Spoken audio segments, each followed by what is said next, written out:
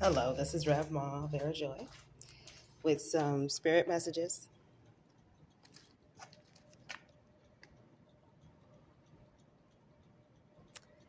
I am in the process of stepping into public ministry. I'm normally a hermit, and I'm a two spirit person. I'm indigenous identified, first generation American citizen, US born, you know, American citizen. And I consider myself a global citizen on a intergalactic mission because I'm multidimensionally aware. I'm a psychic and an empath, a trained spiritual guide, spiritual healer, and a medium, a clairvoyant, clairaudient, claircognizant. All those fully, I'm a fully conscious being. Some people say enlightened. Some people say ascended. I call it ascended living, mystical living. And so I'm walking over to this place where I've been called and shown that the temple that I would like to establish should be co-created with that land, that territory, and that community, which is my community, because it's walking distance from the place I live now. And so what I'm going to do is give myself the space to share this as a walk. And this is going to be uploaded to YouTube because it'll probably be kind of long. So,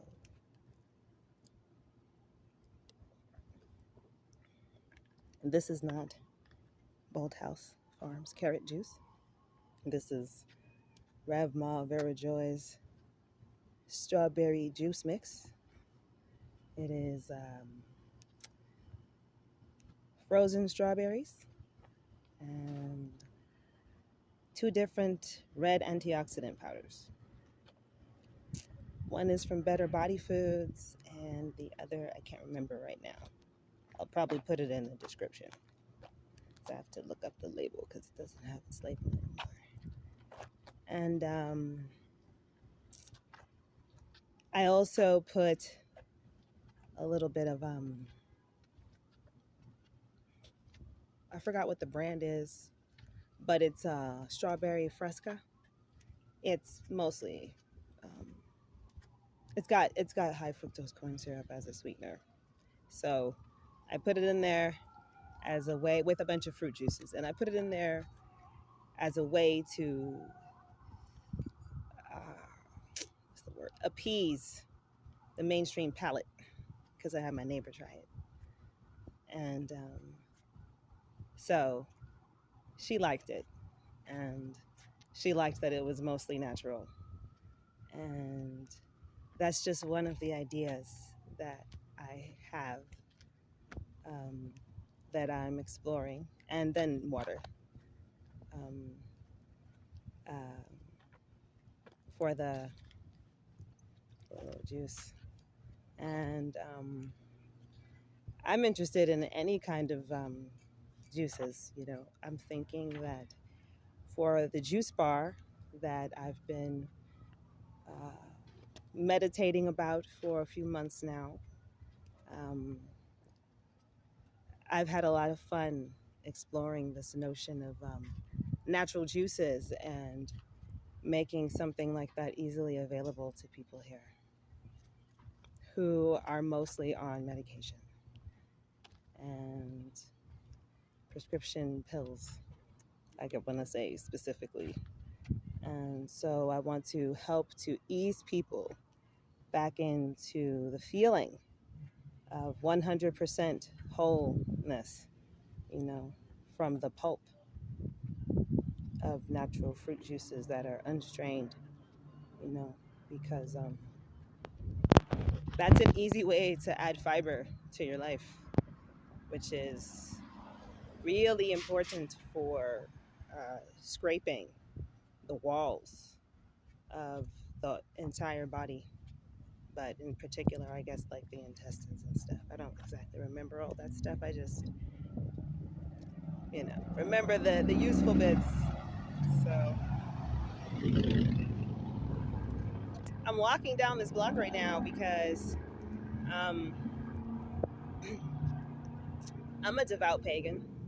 I worship the gods, and I've come to understand that the gods are all an expression of uh, they are all aspects of the infinite expression of Source. So, in that devotion, I've come to understand that, my I am and the full realization of my integration of that energy from the sphere above me, you know, of like source into this body, that is the the main work. So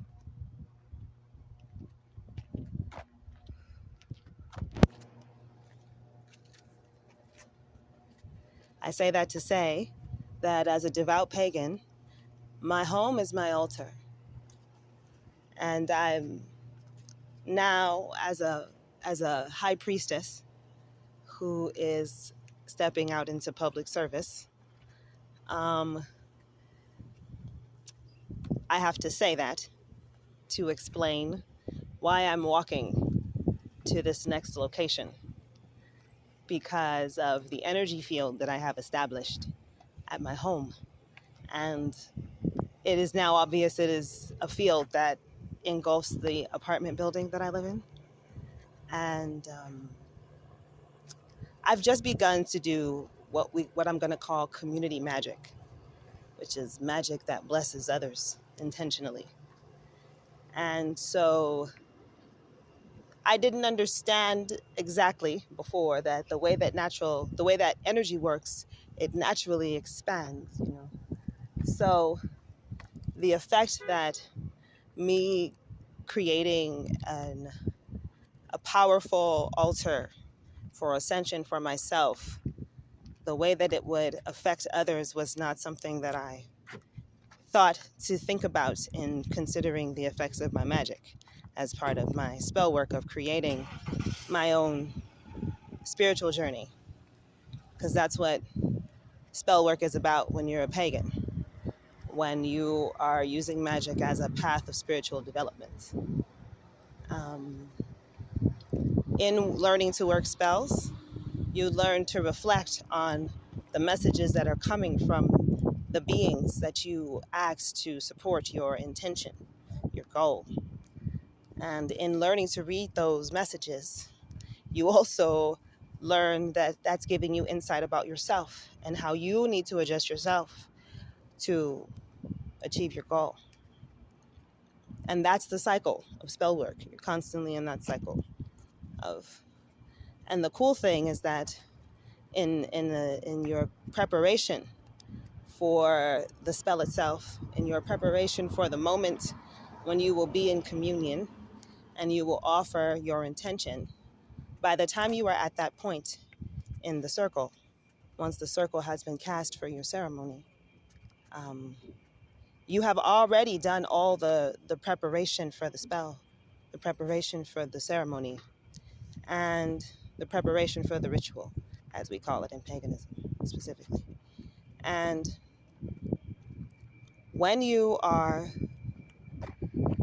preparing for the ceremony, there are specific items that a category of items that you are to prepare, and with each within each of those categories, you are refining exactly what your desire is and why. Like, if you truly can achieve the desire that you're asking for, you're constantly getting feedback about your spell and your intention as you are putting together the items for your ceremony. And so I'm saying it like that because as I have grown in my spellcraft, what I do now is I use a lot of crystals, and I don't care what the crystal looks like. I have broken crystals. They still carry a charge. They still carry energy and things. It's just different, you know. I carry clouded crystals. You know, I work with clouded crystals. I work with fractured crystals. I don't care, you know. My main thing is I don't usually work with factory made crystals.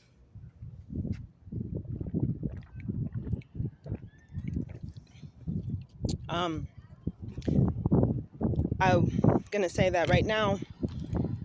I just drank, and I was actually instructed to drink on camera because I was told that one, it encourages people to drink more, and two, it shows people another way to drink. And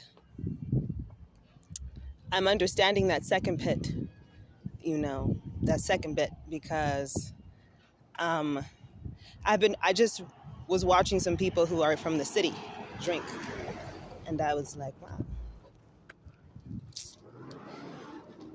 you don't really even barely drink your water. You mostly just sip it, you know? And that leads me to another self-awareness piece around being able to pay attention to the color of your pee, you know? I was asked to share in my ministry the same things that I share with my children. And I have two toddlers, 4 and a 5-year-old, 4-year-old girl and a 5-year-old boy. And so one of the key things that I am teaching them is that if your pee is yellow, you are not drinking enough water. Your kidneys, yes, because they're the ones that process your liquids, your water, they are being taxed and overburdened by the amount of toxins in your body if you are peeing yellow. So your pee is supposed to be clear. Clearer the better. And if this is something that's new to you, don't beat yourself up. Just encourage yourself. And for every little bit that you make your pee less yellow, tell yourself congratulations, you know, because it's not easy. It's not. It's very difficult in some places to stay hydrated properly. And one of the tricks that I use out here is I dilute juices. And I dilute juices with tap water because it's a good cost saver. It's a good resource saver, you know, because out here, you know, it's easy to go to a store that offers juices that are mostly high fructose corn syrup or white sugar, you know, and that stuff has a real tax on the body. But we don't all learn this stuff, you know, so you just gotta remember that, you know, remember the first time you learned this stuff and be grateful for the times that you learned the right things, you know. So I'm here now. I recognized where I was at because of this awesome house right across the way that has these beautiful pine trees and these other old trees that are just like so happy to still be able to exist after they got rid of a lot of natural stuff that was here when they built this place in the city of Barstow. So I'm here at what for the moment I'm calling the Priestess Hearth. And I'm calling it the Priestess Hearth because I am assuming this is where my home will be with the children because of all the things that I have said up to this point and up to yesterday when I first really met this place.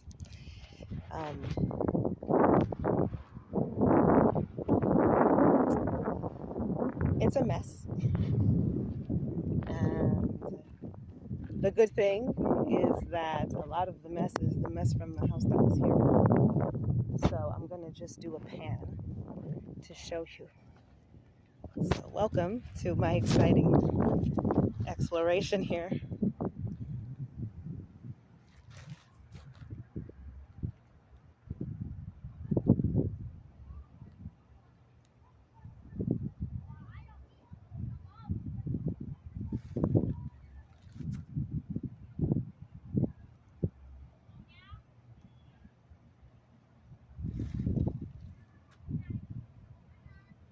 I'm going to do a complete pan.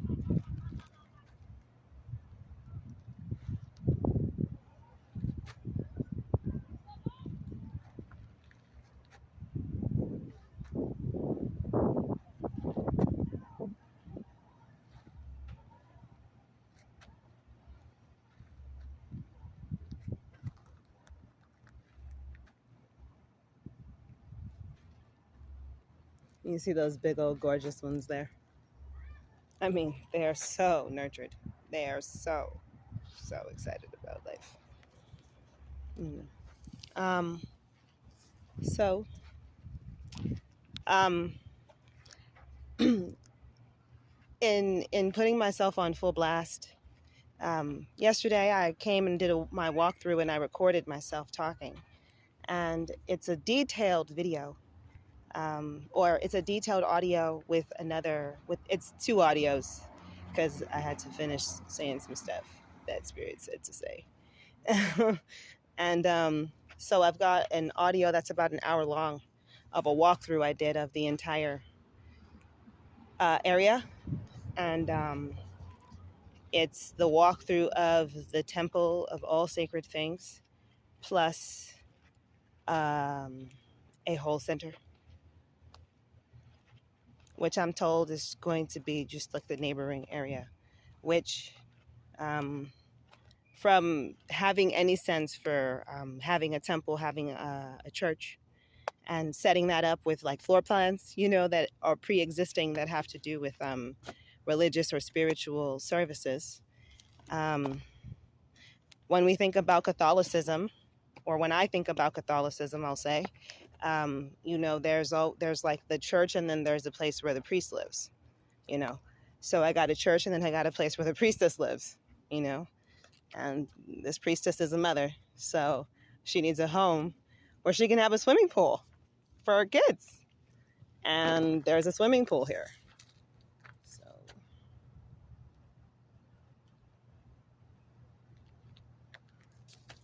like there's already like some, bases for areas that still exist that can be worked with. And the other thing that I'm being asked to share is how bad this neighborhood is, because I'm in this the coming in of specific languaging about this understanding today, like using the word charity now versus before, when I was just thinking about it as a nonprofit. And so those little types of words give us a new concept map to like explore in our minds, right? So today, with the notion of charity, me running a charity come in, it gives me more points that I can focus on as I'm discussing and sharing what these things mean and why they're important, like me sharing these videos. And so I'm going to prepare you before I show you the next thing. So here's the prep. I live in a hood. This is a hood. And what that means specifically here in Barstow is that it's a place where people do drugs. So I am aware of the high drug use in this community, and meth is the biggest. And there are several long stay motels here where basically meth heads live. That's known. And so there's a real need here for more than what the established Christian churches are offering. And there are many here. And the homeless people that squat around here that I speak with, they are using all of the churches out here, but they're not getting what they need. And, you know, the way that established Christian charities and established community service organizations run is they don't enable sovereignty in people's decision making. They don't ask people questions that invite them to make sound, clear decisions for themselves, which is what they need to feel grounded, to feel cared for, to know that people, I'm like, wow, presentation.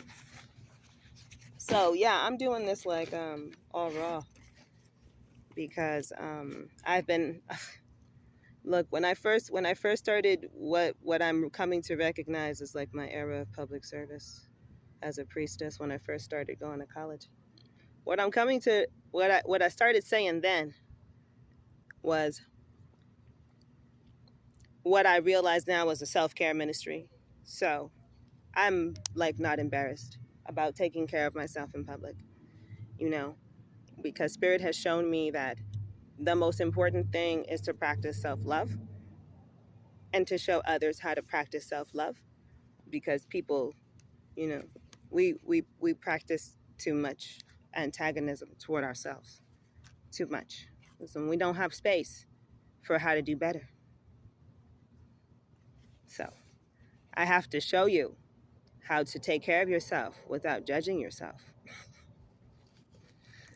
Spirit message from Rev Ma Vera Joy.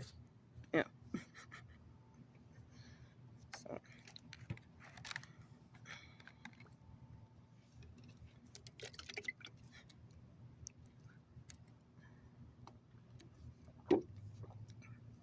Like I'm already done with this because it's too warm already.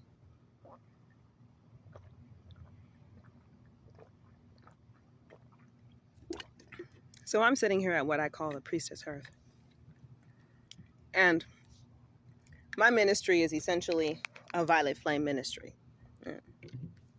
And the violet flame is about purifying through divine love.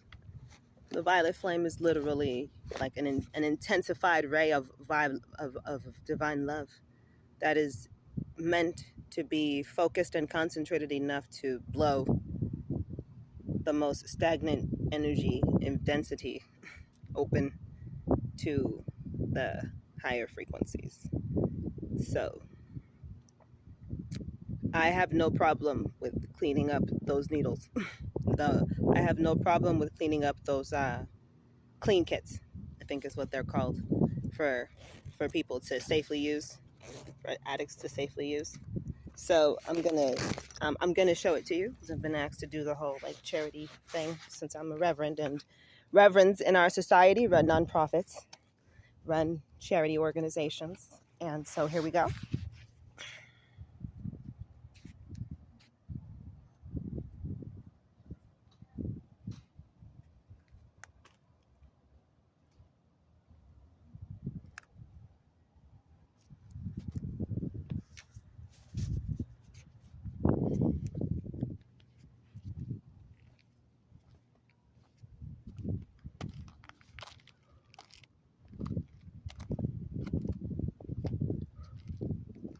So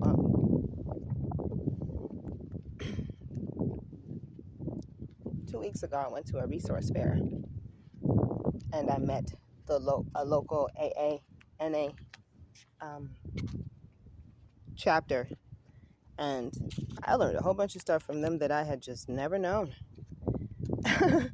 And they had some cool pamphlets, and I was like, well, let me just take these. So now I'm going to go look at that. And the two people that I talked to, they were amazing.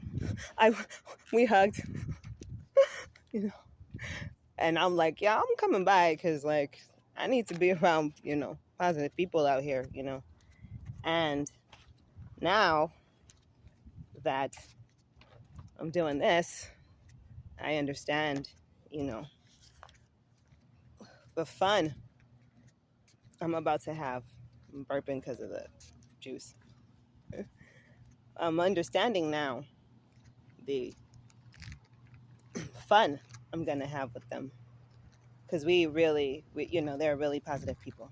So to offer support and better support um, to folks who really want to have a place to transition off of drugs and addiction, codependency, you know. And I want to show you the way that I knew that this was my place. Because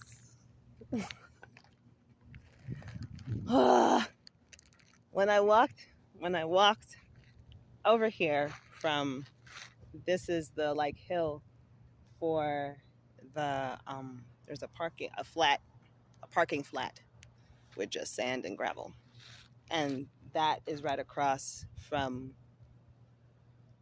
right before I call it the mini plateau that I'm envisioning the temple to be at. And so um, all of the buildings that would be part of the whole center, they're all they're all around this area, right around this building and right around those buildings. There's a bunch of boarded up buildings.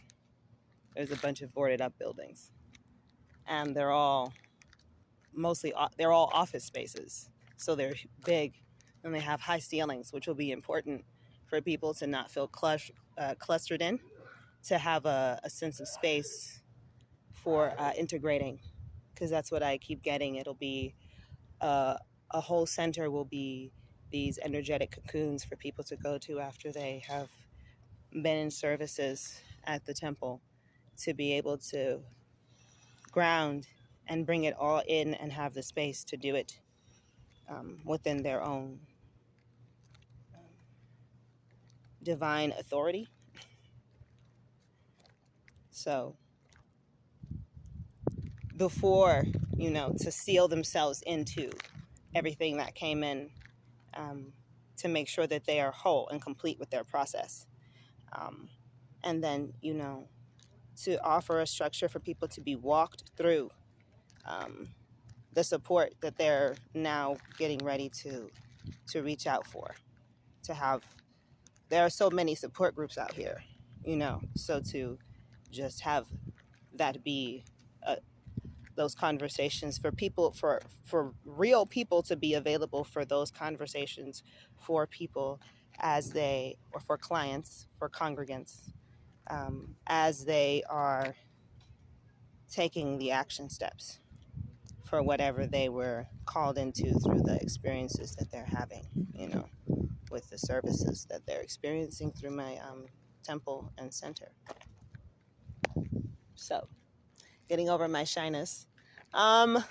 So here's the tree that I saw that I knew that this was for me.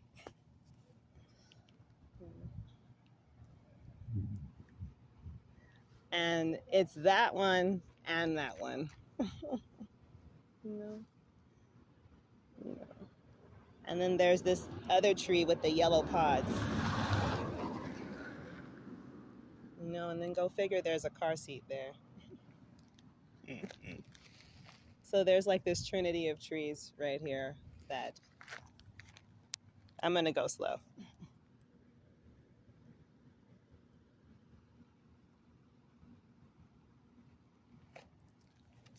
So I'm going to end this here because I'm at 30, and I'm going to start another one. So this is Rev Ma out. Thank you for enjoying my first public walkthrough video. And may you join in my excitement and pump it up for this manifestation to happen. I'll see you soon.